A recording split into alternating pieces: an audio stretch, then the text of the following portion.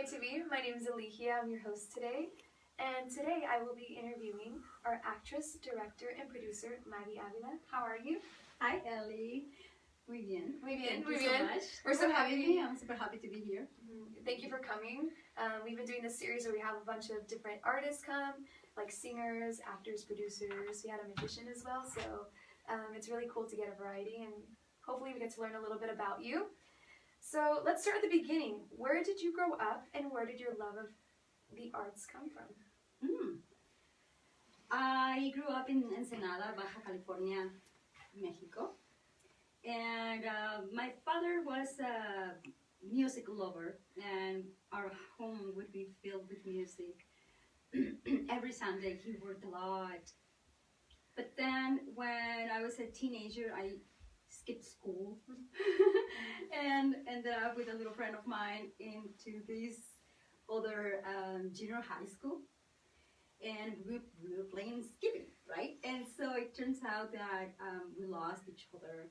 And I ended up in this music class where an amazing maestro was teaching music to this camera orchestra and then other teenagers, pre-teenagers around my age. And they were singing this beautiful music from the golden era. And I fell in love with the music and the way they were singing and the performing and everything.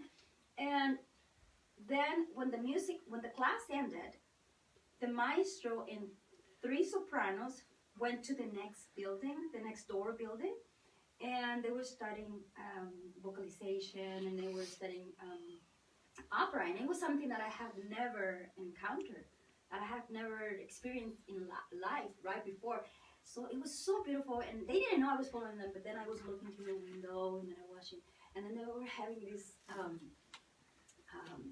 issues, hitting some high notes, and the maestro was, but you were already, during the vocalizations, you were hitting these very high notes all the way over here, and now because of the little birds that you have in your head, he used to say, meaning that you have a lot of noise and misconceptions, right? Because people were afraid of that aria because it's supposed to be really, really difficult, which it is, right? He said, because you're nervous, you're not hitting the high notes. But watch this kid who doesn't know anything about this, I am sure. She's not going to be afraid. You kid, come over from the window. You're the one watching. And I was like, me? Yes, come over. And so Cami is like, have you ever imitated birds? And I was like, yes. It's like, repeat these notes. And so I did. And then he said to me, if you keep on coming and you're consistent, you are going to be able to sing like them. And I was like, me? Wow! And so indeed, a year later, I was singing that aria, which was the Magic Flute.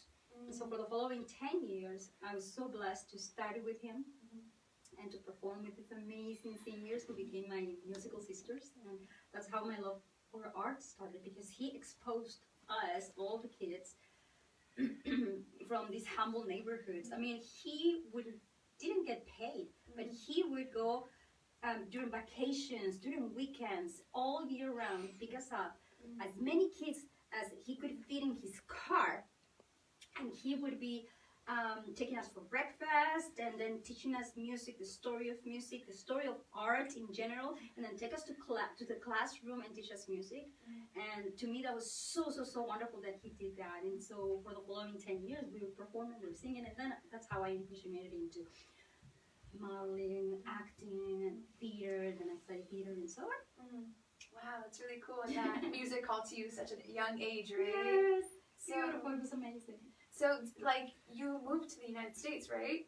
Like, you studying theater, right? And then, how did you get into the film industry and doing projects for the big and the small screen? Well, I became a teenage mother, and that took me to become a very focused person, right? A fearless person, because I had to support my baby girl. And so I took on any job that being in the music world, people would invite me to be in commercials and videos and modeling and every job. And then eventually I auditioned for this TV show that was to become a newscaster. That also gave me a lot of exposure. I got the part and it was amazing. I learned so much, but it was news, a very serious TV news, and there was a lot of politics and so on, and it was very different than the world of art from where I was coming. So I didn't last many years there, just a very short period of time. I continued being invited to perform in theater and audition for films, and thank goodness when I was auditioning for films, I was getting all the parts. I was just getting all the parts. I remember my theater peers, they were like, oh, this films, oh, and I was like, yeah, I need the money. I will audition for anything. And it was fantastic because I learned so much. And then the crew, the people in Baja and Mexico, different states of Mexico with whom I got to work were amazing, very, very professional, doing that kind of work for many years, people with a wonderful background, right? So I got to meet amazing talent in front and behind the camera.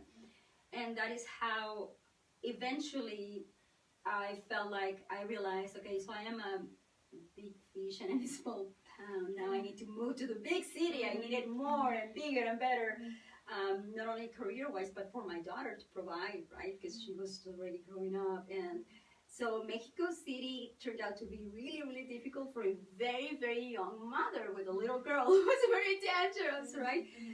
And the United States was opening more opportunities for me. Like I was auditioning here and I was booking all of the commercials. And then I was being invited to these networking events, like, the wonderful Nosotros organization and so many beautiful film festivals and so on, right? And so people were inviting me to work and I just followed the work wherever the doors were opening. I was just following the path. I was just literally flowing. Yes. So when you started this sort of notion of trying to do as many jobs as you could, was there something that called to you? Was it the acting, the modeling, the being a spokesperson, anything? What was it that you said, I want to do this, I want to work on this in the future? That's a great question. I think that initially for teenagers and pre-teenagers, young adults, you are in the self-discovering process, and you love seeing yourself in the big screen. You love honoring this vessel that we have, right? But as you grow, and I was blessed with the privilege of becoming a mother and to getting clarity about what we are here for, right? At least what I think. And so that guided me towards selecting better and bigger material that would have a better and bigger impact, right? To make the life of others better, to be a good example to my daughter, and then my little nieces and the friends, and then the fans, and so to live a life where I could be very transparent and proud and feel at peace, right? And to follow that, because my teacher used to be a priest, right? And then how they give them this 1 year where they go out to the world to see if they can get married. Well, he got married, but it's still he continued on teaching good things, right? And models and high values and so on. And so again, because of being a mother, that guided me. And so performing as an actress, you get to learn so much psychology and sociology, and then you understand humans, and then you develop compassion and love for humanity. And so that was the hardest and the deepest work I could do. So acting was the one that took off, like really blossomed, which took me into directing. So it's really cool that you've done so many things as a producer, director, actress. You even worked with our festival at Maya's festivals, right? So, but I did want to get into some of the works that you've done. I have here Altitude, Not Attitude. Can you explain that project and what you did for it? Yes, for sure. I met this amazing man who, may he rest in peace, recently he moved on to better projects, right? No, another life. He passed away. Another life. We were like broken hearted and all of that. But when I met him, he was going on this trip, and a friend of his suggested we should do some clips and some pictures and so on. And so I asked him, well, what are you doing the following 5 years of your life? I mean, have you written any books? Your life is so inspiring. Or maybe we should do a film about you or a documentary TV series. I didn't know what, but I knew that I needed to talk to people about his message, his life example, because he was a man who fell off 3 stories, broke his neck, and became a quadriplegic. But despite of that, he reinvented himself and he created this beautiful life where he was helping a lot of people, and at the same time, he became a very successful man, a multimillionaire and so on, right?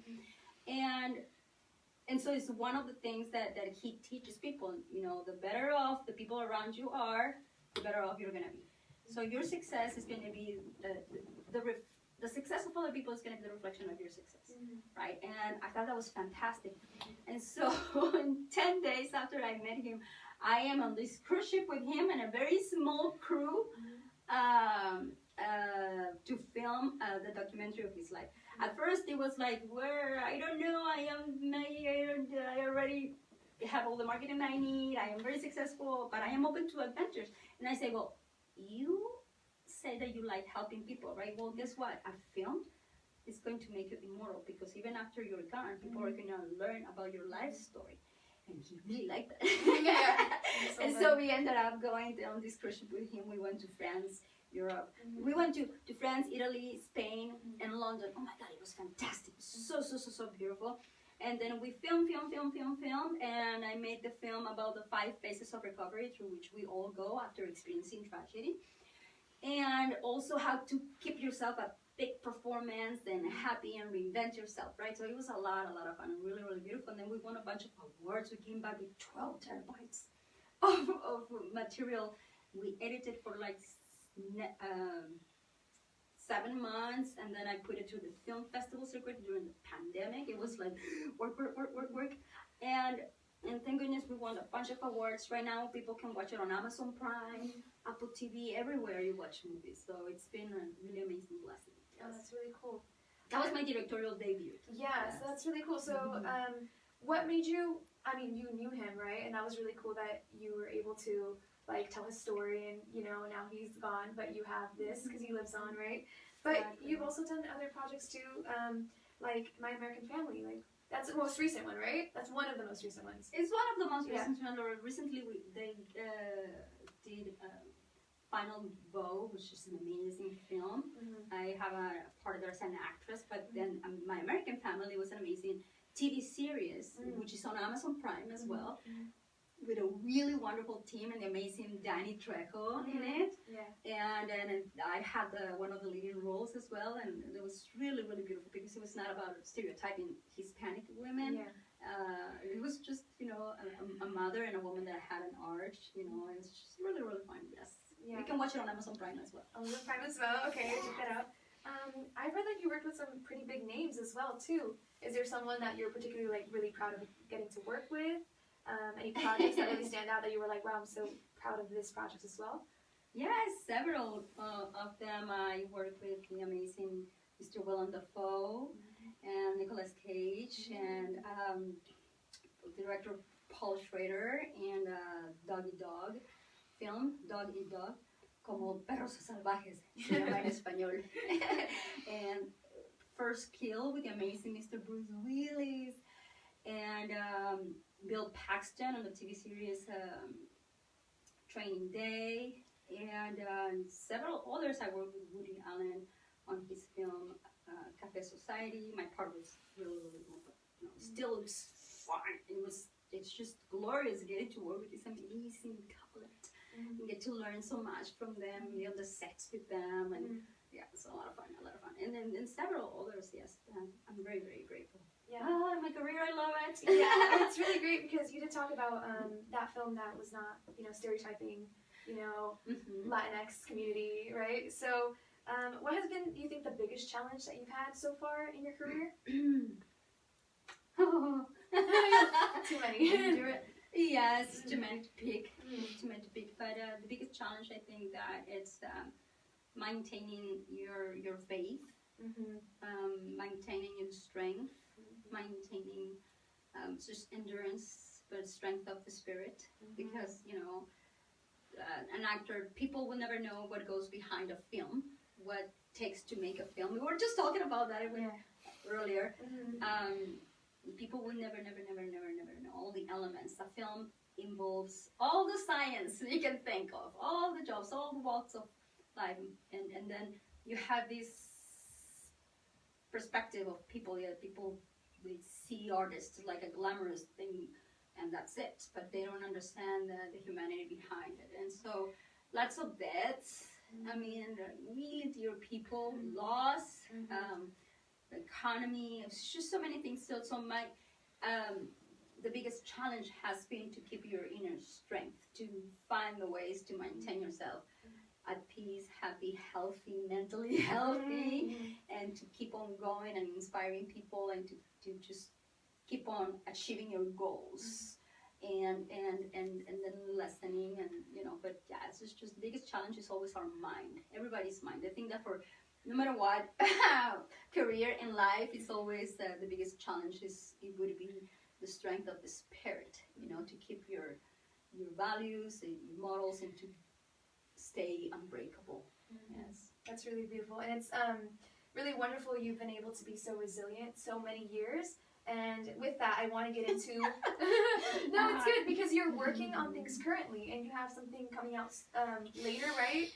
Can you tell us about your new project? Yes, absolutely. It's called Deep Echo, and it's about a fearless scientist who investigates the mysterious ruins, Mayan ruins, hidden in the bottom of the Atlantic Ocean, but she gets dropped in Florida artificial intelligence capsule. Well, trying to survive, she makes the greatest of human discoveries. And so it's in alignment with a few of the United Nations Sustainable Development Goals, such quality education. And it's really beautiful because it's a Hispanic scientist. And so it really impulses young females to look into the STEM careers, science, technology, engineering, mathematics, right? Which has like a 3% worldwide. It's amazing. Everybody needs more to know more mathematics, more science, and to be more into those kind of things. It really also promotes about life below water, and it's really beautiful. The script is amazing, and we're very close to pre-production. And one of the great things that I am many things that have happened during these close to 2 years that I have been working on the production and the financing and putting together the project, packaging and so on. One of the things that recently happened that I am very grateful for and very happy to share is that we are fiscally sponsored by Creative Visions. Creative Visions is 501c3, 503c1, oh Dios mío. But they sponsored artists who are creating beautiful projects that are pro-humanity. And so when people donate, and you can donate 1 million, 3 million, 5 million, so $100,000 or however you want. And then you get a tax write-off. And so right now that is the time for taxes. People need tax write-offs, right? So by donating to our project through this fiscal sponsoring organization, they are also supporting the work of other artists. Beautiful projects. And this organization has been around for many years, and they're fantastic. And so that is one of the wonderful things that has been happening with Deep Echo. It's really wonderful. It's called Deep Echo. Look it up. Please support it. Thank you so much to all of the people that have been supporting it and sending your love and everything. So really happy and excited about it. I'm getting to my conclusion here, and I just want to thank you for sharing your new project, okay? And also, is there any other projects you want to plug here? And also, can you plug where we can find you on socials, where you can donate maybe, and where you can share the rest of your trajectory? For sure.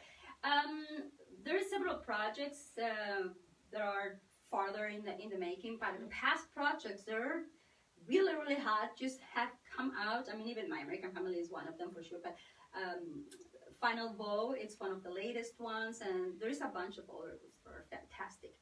And but you can find them all in IMDb, in social media. But our social media, it's Magi. Instagram, for example, is Magi.Avila.official. our film Deep Echo is Deep Echo Movie, deepechomovie.com, and Creative Visions is the organization. And yeah, just Google it, please. Yeah, check it out. Maybe we'll do like a And check link. these amazing projects and the amazing LinkedIn. Yeah. So grateful for all the love and support to all of this amazing team. Thank you, thank you, thank you. And then my very last question, Mhm. would you like to give a piece of advice to someone who's starting off, who wants to be an artist, and you've said you've gone through so many challenges, especially maybe as a mother, you know, someone who just wants to pursue their dreams and come over to the States perhaps? Wherever you go, there's a different country, not only the States, because there's plenty of art throughout the world. Continue on doing your art. Is the most important thing. No matter what happened, even if the world is falling into pieces around you, just do your art. Believe in it. And when even during those times when nobody believes in you, even they're making you yourself doubt about it, make sure that you still act as if you are believing in that one thing, because there's a thing called inertia, cause and effect, right? That it's always going to bring results no matter what. Just keep on moving. Go, go, go, go, go, go. Keep on moving like if you were one of those beautiful sharks. Okay.